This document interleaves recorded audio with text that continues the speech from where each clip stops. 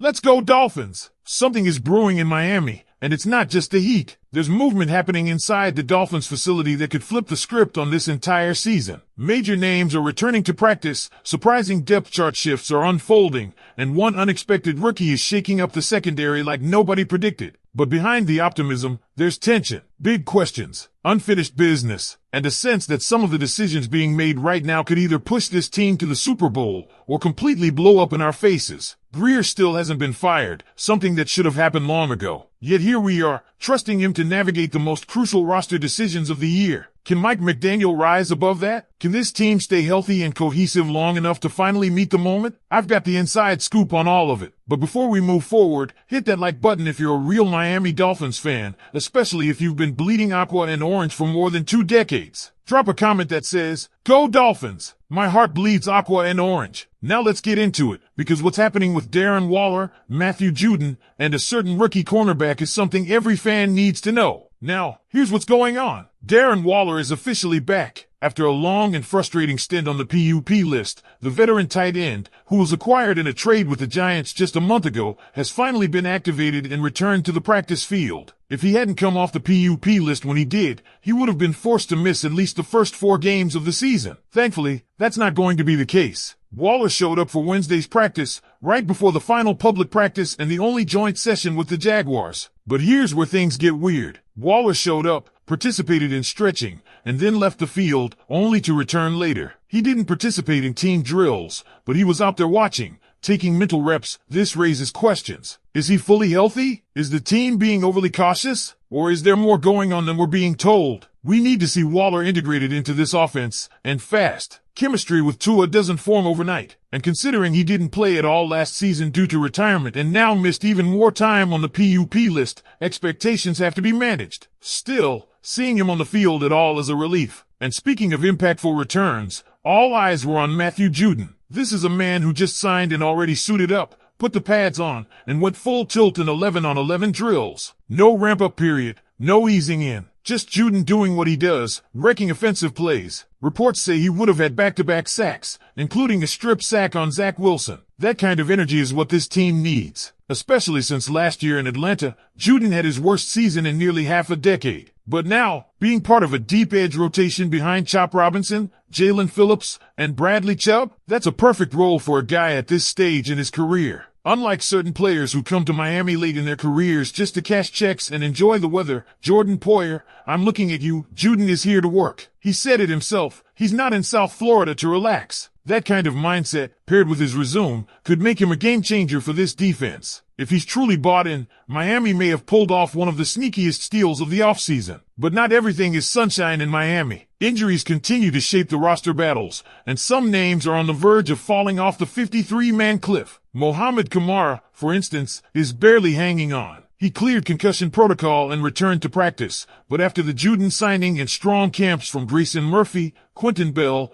and Derek McClendon, Kamara's chances of making the final roster are slipping. He's going to need an incredible showing in the joint practice against Jacksonville and the final preseason game to even have a shot. Alec Ingold also cleared concussion protocol, but his spot is much more secure. As the starting fullback, he's locked in. Aston Davis, the safety signed from the Jets, showed some progress too. He's out of the walking boot and on the practice sidelines. Originally, I thought he'd start the year on IR, but there's a small window now where he could avoid that fate. If Davis gets healthy quickly, he could push Efedim Melifonwu and Elijah Campbell on the depth chart. I had projected him to start alongside Minkah Fitzpatrick. Yes, the Minkah reunion is real, but Davis will need a strong couple of weeks to reclaim that role. And let's not forget the offensive line. Andrew Meyer, who was having one of the best camps out of all the depth linemen, is now sidelined with an elbow injury. McDaniel said he could also start the season on IR. That's a blow because Meyer was shaping up to be the top backup for the interior line. With him down, Daniel Brunskill moves into that role, but it's a setback in terms of depth. Meanwhile, there's a quiet but significant development in the secondary. Jason Marshall Jr.,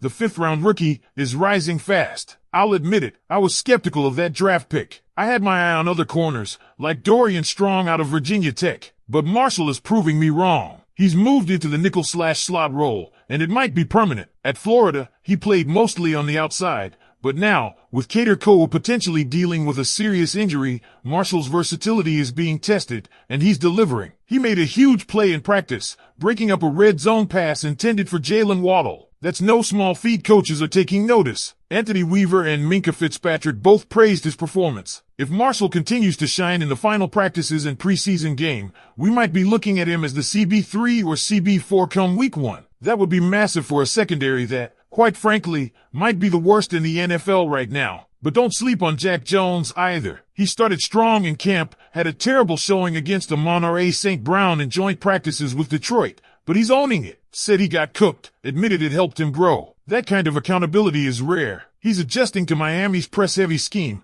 and it's showing in his improved play. If I had to name my top 4 corners right now, it's Storm Duck, Shaquille Jones, Mike Hilton in the slot, and Jason Marshall Jr. as the hybrid backup. Cam Smith and Kendall Sheffield round out the group, depending on Ethan Bonner's health. And let's talk about the real strength of this team, the defensive line. Between Judon, Phillips, Chubb, and Chop Robinson, Miami might have the best 4-man edge unit in the league. And when you throw in Kenneth Grant and Zach Sealer, I'll say it, this 6-man rotation might be the best defensive front in football, even better than the Eagles or the Giants. That could be the key to making up for a questionable secondary. If quarterbacks only have 2.3 seconds to throw, they won't have time to pick apart the back end. Let's dive right back into it, because this story is just heating up. We left off with Darren Waller, back on the field, but questions looming. Let's be honest, his brief appearance at practice followed by a sudden exit didn't exactly scream full go. Yes, he returned later, and yes, he's technically off the PUP list,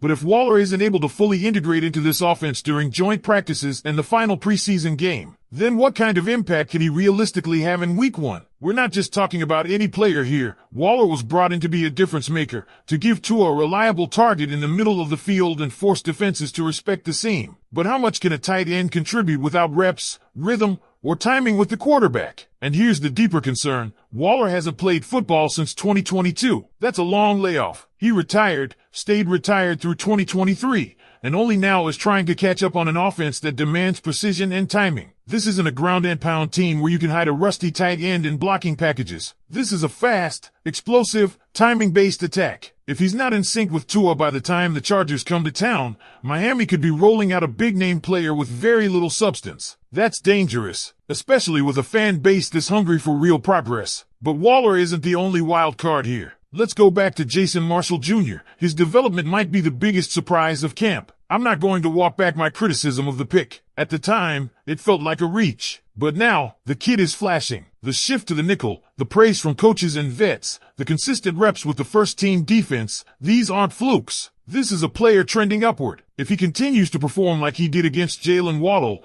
the Dolphins may have found themselves a legitimate contributor in the slot, which would completely change the narrative around this secondary. Why is this such a big deal? Because the secondary, as it stands, is a mess. Between injuries, depth concerns, and underperforming veterans, this unit has been a liability. And with no true star at cornerback right now, the pressure is immense. Storm Duck has shown flashes, Mike Hilton has the experience, and Jack Jones is adapting, but no one has truly locked down the top spot. If Marshall Jr. emerges, it gives the Dolphins flexibility they desperately need. They can